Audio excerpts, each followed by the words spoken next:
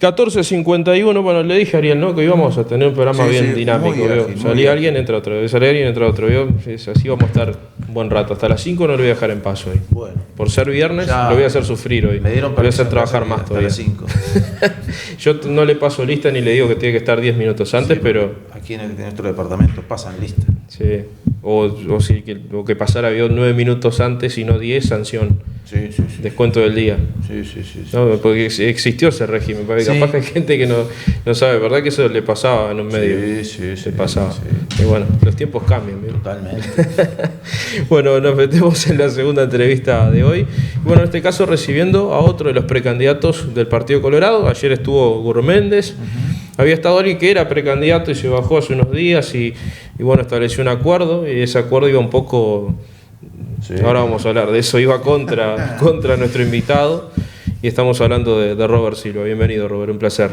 Gracias por la invitación y por recibirme en el programa de ustedes. Un gusto estar acá. Para nosotros siempre es un gustazo. Bueno, Robert, una semana o las últimas semanas vienen muy agitadas y que tienen al Partido Colorado en el centro de la atención, no solamente por temas que obviamente lleva adelante, sino también por la propia discusión interna, donde, bueno, los perfiles se van marcando con esta multiplicidad de precandidaturas y en el caso concreto, precisamente en tu caso, bueno, propuestas que van desde el punto de vista de la seguridad, otras que van en materia también del desarrollo económico y han tenido, por supuesto, repercusiones variadas. Pero vamos a empezar con lo que más se comenta, obviamente, en estos días, que tiene que ver con esta iniciativa que llevó adelante el senador Peña.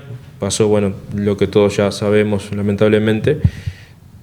El Frente Amplio sometió esto a discusión en su orgánica, decide finalmente no acompañar, bastante polémico de la manera en que se da, y queda sin efecto la posibilidad del plebiscito, pero Ciudadanos va a seguir instalando esto obviamente como prioridad en la campaña. Total prioridad por aquello que nosotros hablamos del decir solamente no, sino decir y hacer.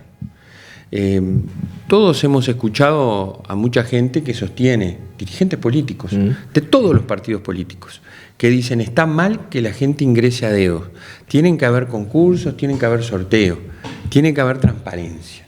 Pues cuando se presentan los instrumentos para que ello sea posible, ya sea proyecto de ley en el Senado con Adrián Peña, se argumenta que no porque es inconstitucional, falta un voto. Cuando presentamos el plebiscito para atender la objeción de inconstitucionalidad, se nos dice ahora por el Frente Amplio que no es el momento, que no es oportuno, que no corresponde. Entonces, ¿saben lo que son todas esas cosas? Excusas, para que no se concrete lo que la gente quiere, que es igualdad de oportunidades y transparencia en el ingreso en los gobiernos departamentales, porque recorro el país, porque converso con la gente, no solo intendencias, municipios, juntas locales, alcaldías. Tiene que haber igualdad de oportunidades, que no la hay. No la hay.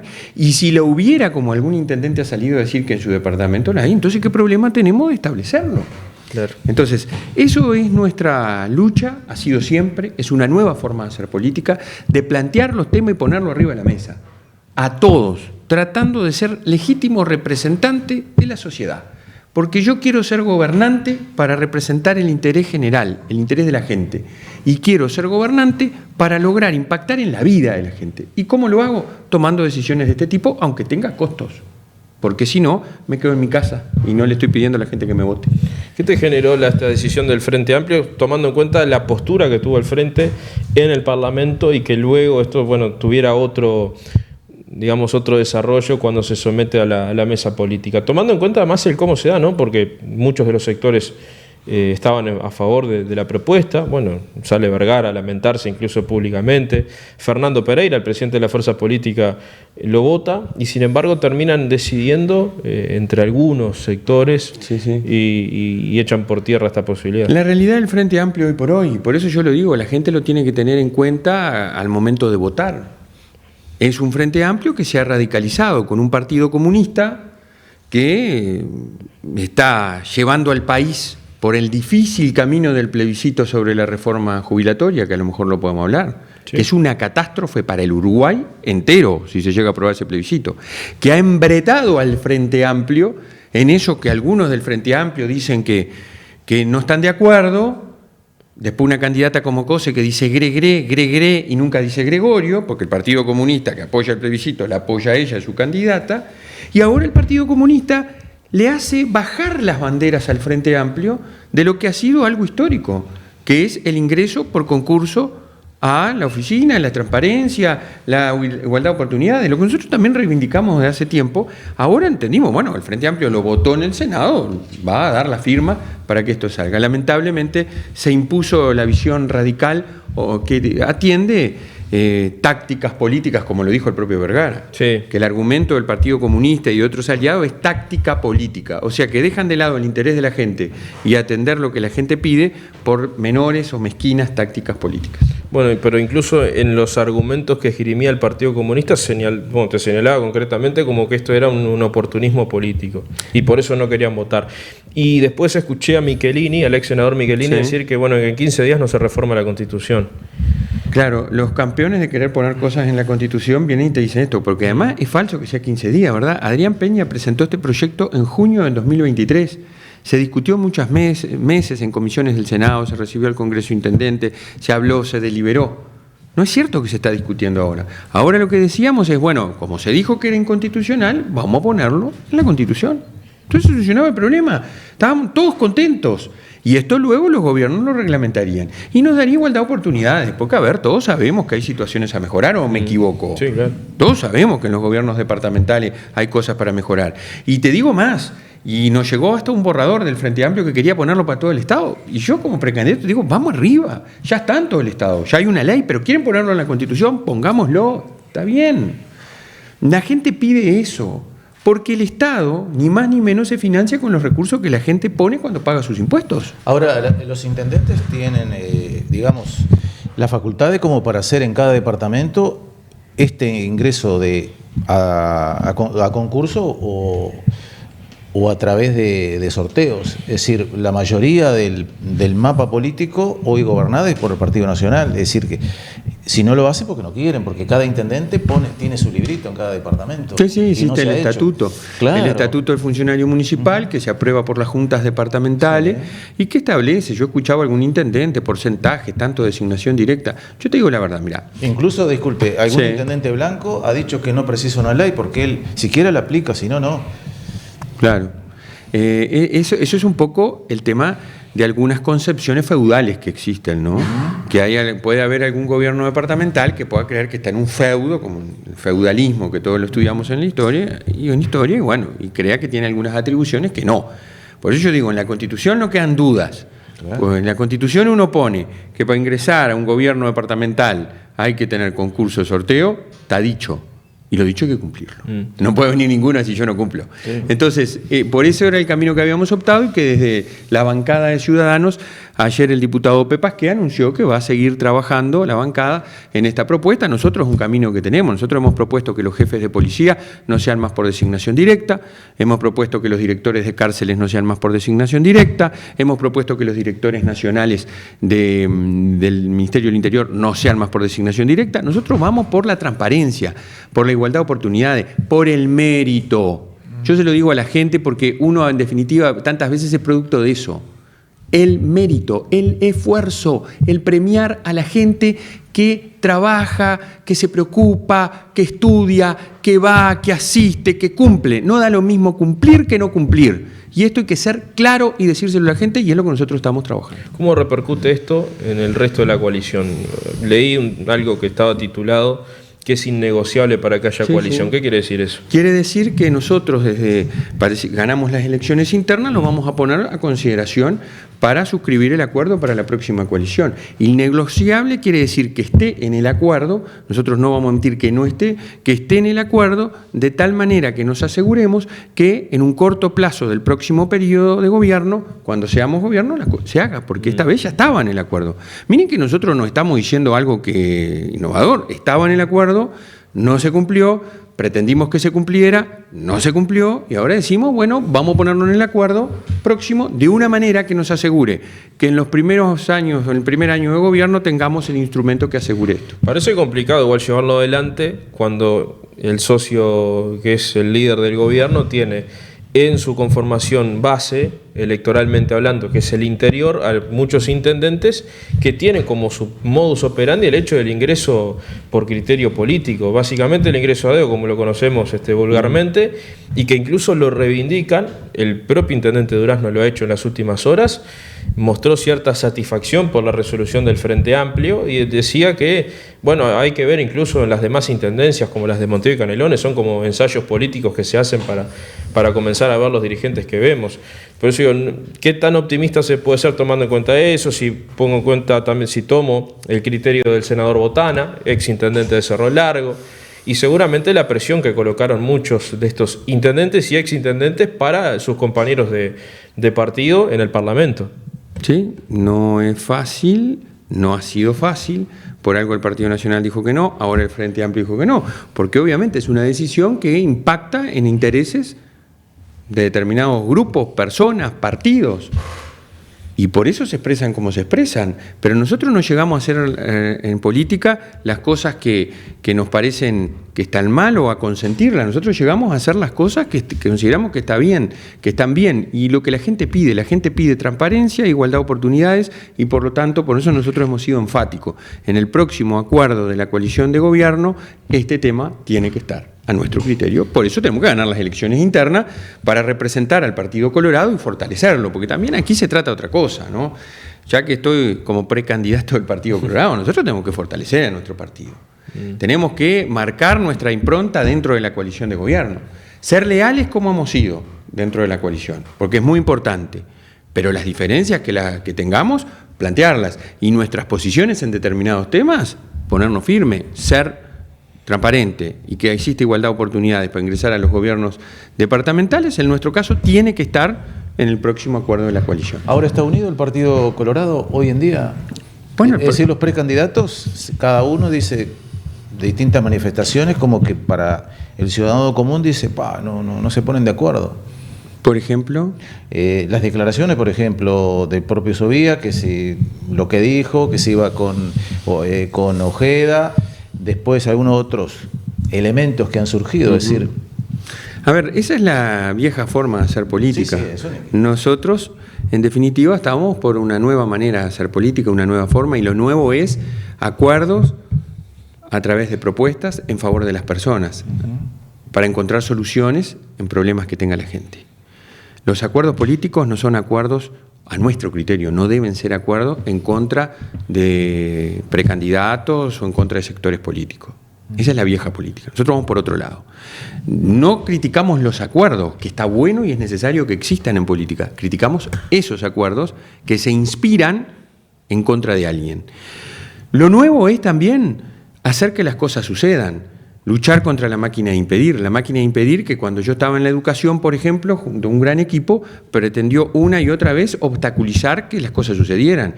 Llegaron a vandalizar la fachada de mi hogar, atentaron contra el vehículo que a mí me llevaba en un encuentro, me mandaron ómnibus al interior del país a recorrer distintos encuentros que hacíamos para intimidarnos. Y las cosas sucedieron igual. Entonces, lo nuevo es eso. Lo nuevo es, en vez del decir, como yo decía, es el hacer. Porque nosotros hicimos. Y por eso vamos a seguir haciendo. Y no es solo el decir por el decir mismo, hay que proponer. La gente tiene que exigirnos a nosotros, a los que somos candidatos, bueno, ¿qué va a hacer, para qué va a hacer y cómo lo va a hacer? Porque así después la gente deposita su confianza y tiene un respaldo y nos termina votando. Entonces es lo que nosotros queremos y creo que lo nuevo va por ahí. Lamentablemente a veces vemos que hay ofrecimiento de cargos y todo eso. Nosotros no vamos por ofrecimiento de cargos. Cada vez que alguien ofrece un puesto o un cargo, nosotros presentamos una propuesta. Porque se llegó a hablar de temas económicos en ese acuerdo. Bueno, sí hubo. Sí. Bueno, Sovía lo reconoció, ¿no? Sí.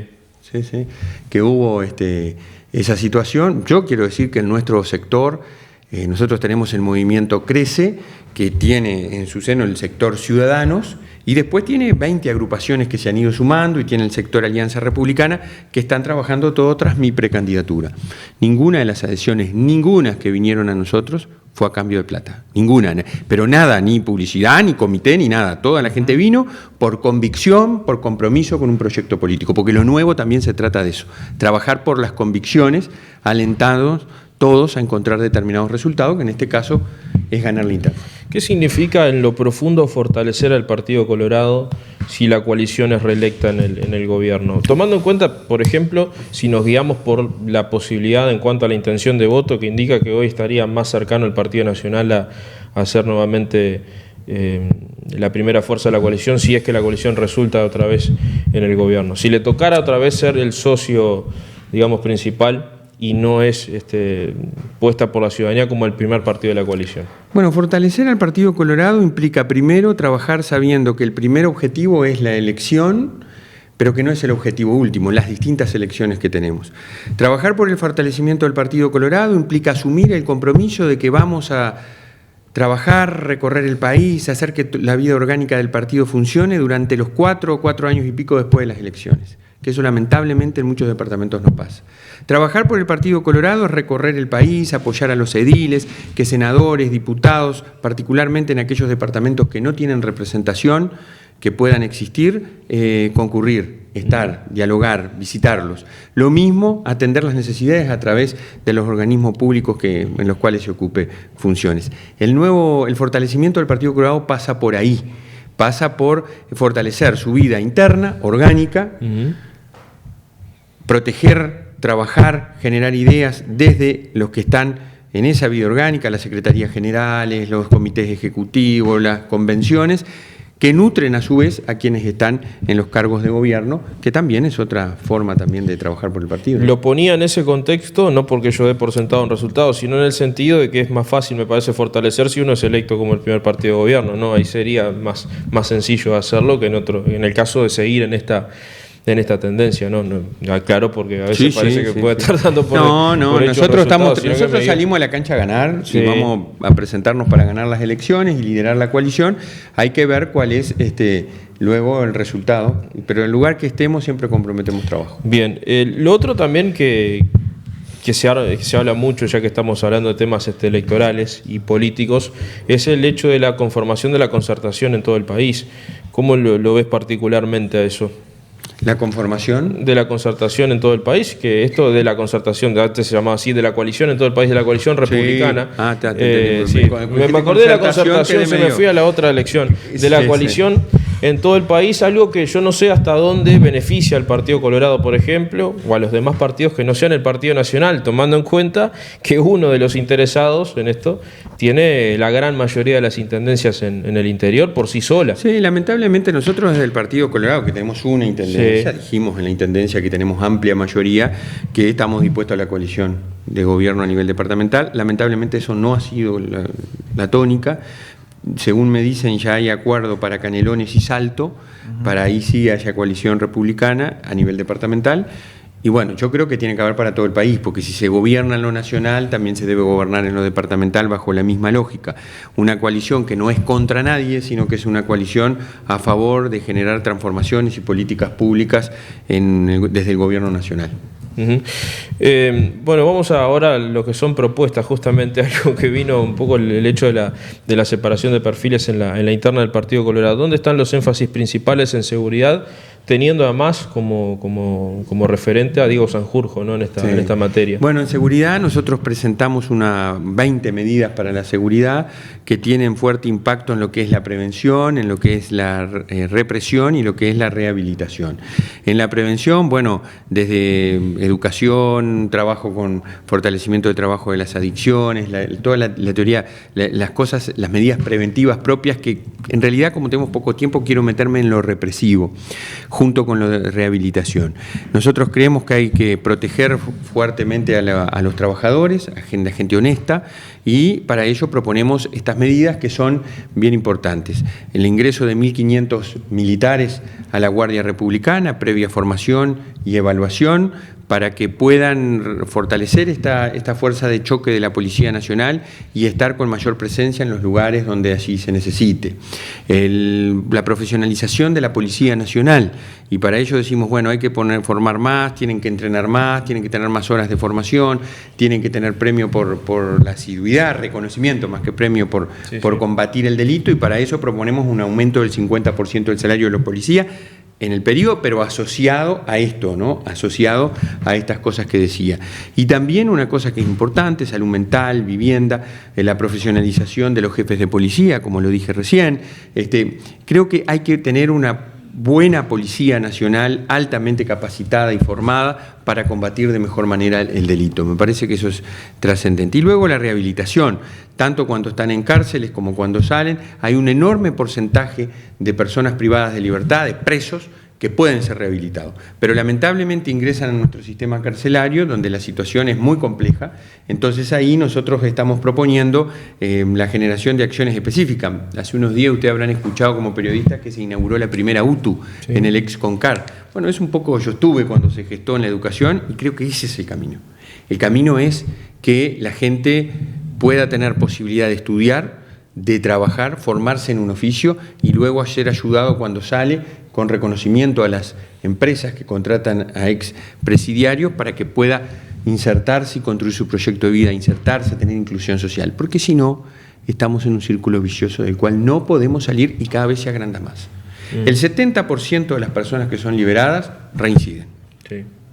Esa reincidencia lleva, junto con mayor cumplimiento de las normas correspondientes, al aumento de las personas privadas de libertad, que ya estamos en 15.000. Sí. Entonces, salen, reinciden, vuelven a la cárcel, salen. Y además, todos sabemos el altísimo costo que tiene una persona presa para la sociedad, para nosotros. Entonces hay que trabajar en adicciones, en salud mental y en educación para que, en definitiva, puedan iniciar aquellos que estén en condiciones un proceso de rehabilitación y cuando salgan tener inclusión. ¿Quiere decir que fracasó el sistema de trabajo de la coalición en seguridad? ¿O ustedes como partido, socio de la coalición, ofrecieron algunas cosas, algunas ideas y el gobierno, en este caso el Partido Nacional, no los escuchó, no lo puso en práctica? Nosotros algunas cosas las estábamos diciendo desde un principio, luego finalmente por suerte se aprobó con mucha intervención de Diego Sanjurjo la estrategia de seguridad integral y preventiva en marzo, abril del año pasado, que está llevando adelante un conjunto de cosas importantes, los interruptores del delito, fortalecimiento de la policía comunitaria, las comisiones barriales, entre otras, que son importantes, pero tiene que haber una segunda generación, porque acá hay un tema que la gente a veces se olvida. Nosotros recibimos la peor seguridad de la historia del Uruguay. Los gobiernos del Frente Amplio generaron una catástrofe en materia de seguridad. Entre el 2005 y el 2019 aumentó 300% el abigeato, 200% la rapiña, 100% el homicidio. ¿La seguridad no es un problema? Sí, sigue siendo un problema. Pero la gente, lo que nosotros le pedimos es que tenga memoria de esa situación que recibimos y que además ahora los que nos señalan con el dedo por el tema de seguridad son los que la generaron. Entonces, ¿la gente qué va a hacer? ¿Le va a devolver la seguridad al Frente Amplio cuando nosotros hemos iniciado un proceso de mejora que, reitero, no es suficiente? Pero por lo menos logramos frenar el aumento de homicidios que había desde el 2005 hasta el 2019. Si no, los homicidios estarían en varias decenas más, ¿no? Ahora, capaz que usted tiene la información de Durazno. Los últimos 2 o 3 años, la sensación de la ciudadanía de Durazno no coincide con lo que ha hecho el gobierno actualmente, en cuanto no se queda con aquella cifra que bajó el abigeato, bajaron las rapiñas, bajó el hurto, etcétera. Sí. A ver, yo creo que hay situaciones complejas y difíciles. Y a mí me tocó vivir acá lo de Durazno, porque algunos centros educativos en su momento estuvieron involucrados con situaciones de violencia. Después el tema del narcotráfico, se mandó la Guardia Republicana, por supuesto. Por eso yo digo, hay que seguir trabajando, pero la gente tiene que resolver. O volvemos al pasado, le volvemos a entregar la seguridad al Frente Amplio, que ya ha demostrado en 15 años lo que hizo, o confiamos 5 años más en esta coalición para que siga este proceso de mejora. Por eso yo digo, ¿la seguridad está bien? No, sigue siendo un desafío. Pero confío plenamente en que más que confío, creo plenamente que está encaminado una estrategia nacional para que esto comience a mejorar. Bueno, creo que complementando eso que decía Ariel, bueno, en el último año batimos el récord en homicidios, que fue exponencialmente superior al anterior, pero creo que también más allá de la cifra va por la complejidad, por la aparición, incluso hablamos de bandas que nunca había pasado en la vida, nunca había pasado eso, pero bueno, son lamentablemente los elementos que van componiendo una realidad bastante difícil, que se ha ido, hay que decir también por otro lado, se ha ido atendiendo en cierta forma, se ha ido dando otro paso en lo territorial, y allí va justamente la misma pregunta que ayer le hacía a Gurméndez, que hablaba, él propone una especie de superministerio del interior con determinadas potestades, agregándole incluso una cierta jerarquía a las fuerzas. Y yo decía, ¿se plantea en algún momento el hecho también de meterle mano a la ley orgánica policial? Esto lo digo para el trabajo puro y duro del territorio, de la fuerza policial. Sí, yo creo que todo eso está en carpeta y son cosas a desarrollar, a intervenir. El tema de la normativa, ayer o antes de ayer se presentó una guía de cómo intervenir cuando hay menores. En fin, yo creo que hay que ayornar toda la reglamentación vinculada al tema de seguridad, está dentro de las cosas que nos han planteado. Y yo también creo que para mí es un error concebir a la seguridad desde la perspectiva solo del Ministerio del Interior. Por eso yo estoy con otro planteo. Nuestro planteo es generar un comando integrado de seguridad que esté en la órbita del Poder Ejecutivo, que sea presidido por el Presidente de la República y que no esté solo el Ministerio del Interior. Porque la seguridad es un tema del Ministerio de Defensa, del Ministerio de Desarrollo Social, de la Salud, de la Educación, de la Secretaría Nacional de Lucha contra la Droga, de la Secretaría que tiene que ver todo el lavado de activos y el terrorismo. Todo eso es seguridad. A veces nosotros cargamos el Ministerio del Interior con cosas que se tienen que resolver de otro lado. Porque cuando llega el Ministerio del Interior ya está todo el pastel vendido. Sí. A ver, el 50% de los que ingresan a la cárcel son analfabetos. ¿Dónde está el problema? Y claramente en la educación. ¿Y no? Sí. Porque quien no tiene educación, obviamente es excluido. Es presa fácil del delito. Del narcotráfico, del narcomenudeo, de todas esas cosas que existen. Entonces, este es un problema integral y hay que focalizar fuertemente. Por eso nosotros en la transformación educativa trabajamos mucho para disminuir el abandono, que lo disminuimos. Hoy se aumentó toda la cobertura en todos los niveles educativos. Trabajamos mucho, que lo logramos, para aumentar el egreso. Por primera vez el 51% de los jóvenes entre 21 y 23 años terminan en el liceo. Cuando nosotros llegamos era el 42%. ¿Es la solución? ¿Tienen que aprender más? Sí. ¿Es la solución total? No, pero tienen una herramienta más, tienen el bachillerato por lo menos. Entonces les permite tener más oportunidades de inserción social. Quien no estudia, quien no tiene formación, no puede tener inclusión. Si no tiene inclusión social, y esto es hablando lisa y llanamente, si no tiene un trabajo, no puede tenerlo. No puede tener inclusión. Entonces, esas son las cosas. Yo, en vez de hablar de esas cosas de fortalecimiento del Ministerio del Interior, que obviamente hay que fortalecerlo, yo hablo de una visión holística. Y el presidente al mando. El presidente articulando, coordinando y tomando decisiones con los que saben. Y en materia de empleo, Robert, ¿qué estrategia habría que, para tu equipo, además, establecer en un eventual gobierno liderado por ustedes? Tomando en cuenta que, a ver, el gobierno habla de una creación de 90.000 puestos de trabajo, se lo ha dicho el propio Mieres, pero por ejemplo acá nosotros conocimos cifras en esta parte del país donde a pesar de tener grandes inversiones se ha dado también un importante índice de desempleo. Estamos hablando de más del 11%. Sí, están con dos cifras. Sí, mucha gente joven, menor de 25 años que no consigue empleo, y otra cosa que era también una gran cantidad de personas que están promediando por debajo de los 25.000 pesos de salario. Entonces hay una complejidad que se da en contradicción a lo que decía de la llegada de grandes inversiones aquí a esta parte del Uruguay. Nosotros tenemos que tener más inversiones e inversiones que generen trabajo y empleo genuino. Esto es en cantidad y en calidad. Sí. La gente tiene que ganar mejor para poder desarrollar su proyecto de vida. En ese sentido, nosotros tenemos un paquete de cosas que a veces la gente me pregunta cuando yo recorro y hablo con ellos, me dicen, pero Robert, dice, ¿pero en qué me impacta a mí que cuando me dicen que abra el mercado internacional? Bueno, impacta mucho. Sí. Porque si no hay apertura comercial, si no hay nuevos mercados, no se pueden colocar los productos nacionales, si no se pueden colocar los productos nacionales, se afecta el sector productivo, se afectan los servicios. Y además no es solo abrir mercados, sino que también es tener condiciones de competitividad, que hoy por hoy no tenemos. Lo voy a decir para que la gente lo entienda. A ver, hoy la carne uruguaya, que es el principal rubro de exportación, la carne vacuna, compite en mercados como China en situaciones de desventaja, porque paga impuestos, aranceles por entrar a ese país, que los de Nueva Zelanda y los de Australia, la carne que compite con nosotros, además de estar más cerca y tener más barato el flete, no paga. Entonces nosotros tenemos que, por esos acuerdos comerciales, tratados de libre comercio, más posibilidades, más mercado, que condiciones de competitividad mejor tengan nuestros productos. Entonces eso hay que hacerlo porque además no hay duda que genera más empleo y más trabajo. Pero al momento que se hace eso, explotar cosas acá, como todos los circuitos turísticos que podemos tener, la generación de trabajos a partir de la mejora de esos espacios, pero al momento que se hace eso, inversión. Lo que dije hace un rato, a ver, nosotros necesitamos inversión. Somos un país chico, de capitales chicos, con poca población, y tenemos posibilidades de muchos rubros. Ahora se habla del hidrógeno verde. Sí. Yo les digo que visité cosas que quizás no impactan en un crecimiento, en la medición del crecimiento, pero impactan en la vida de la gente, para darle mejores condiciones de vida.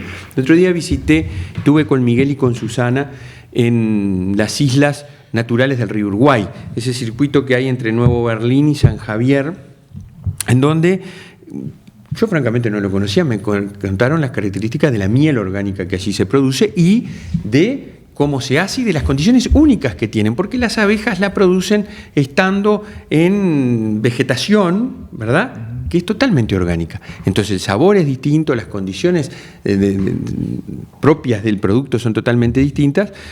Y bueno, pero me decían, pero nosotros vendemos un tarro, no me acuerdo cómo lo llamaban, no me acuerdo si era $70 en $7, sí, y un tarrito de 250 gramos de nuestro producto en la Comunidad Europea se vende a más de 70 euros o algo así. Sí. Entonces hay que trabajar muchísimo por eso, por ayudarlos, por profesionalizarlos, por darles identidad, por darles sobre todo certificación, que salgan al exterior y capaz, como dije, no impactan en el crecimiento, pero ¿saben en qué va a impactar? En las mejores condiciones de vida de Miguel, de Susana y de sus hijos, que se tuvieron que ir de Nuevo Berlín porque no hay trabajo en Nuevo Berlín. Porque ellos me decían, si nosotros no fuera mejor, nuestros hijos se podrían haber quedado a trabajar con nosotros, que era lo que querían. Entonces, esas son las cosas por las cuales hay que trabajar. Mercados, inversión, y obviamente reducción de impuestos, atención de la pequeña y mediana empresa, hay una carga impositiva muy grande que el comerciante la sufre. Nosotros estamos atendiendo algunas propuestas que las estamos terminando de madurar con el equipo y vamos a presentarlas para la pequeña y mediana empresa y para el pequeño y mediano productor. Robert, el agradecimiento por estos minutos aquí, y la agenda continúa en el interior, ¿verdad? Continúa en el interior, nos vamos a Ciudad del Carmen y nos vamos a Sarandí del Xi, vamos a tener encuentros ahí con vecinos, vamos a escuchar mucho, que de esto se trata, vamos a contar nuestro proyecto político para las elecciones internas del Partido Colorado y vamos también a visitar emprendedores de la zona que son fiel reflejo de las cosas buenas que mucha gente hace reinventándose, tan necesario en estos tiempos. Sin dudas.